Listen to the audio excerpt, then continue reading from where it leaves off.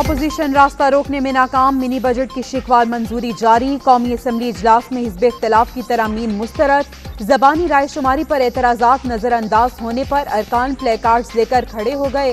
आपको जब भी कहा जाए गिनती करना होगी, एहसन इकबाल का मौक़िफ़। स्पीकर ने अपने इख्तियारात से मुताल्लिक रूल पढ़कर सुना दिया।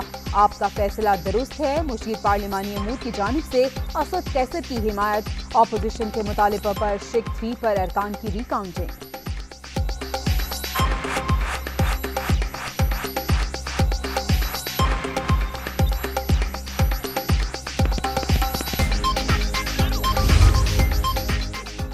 फार्मूला दूध पर जीएसटी में रियायत। बड़ी बेकरीज, रेस्टोरेंट्स, फूड चेन्स और स्वीट शॉप्स पर ब्रेड, सेवैयां, नान, चपाती, शेरमाल, बन और रस महंगा। 1800 सीसी तक की मकामी और हाइब्रिड गाड़ियों पर 8.5 और 2500 सीसी तक 12.5% सेल्स टैक्स लागू। दरामदी इलेक्ट्रिक गाड़ियों पर भी यही शरह नाफिज होगी।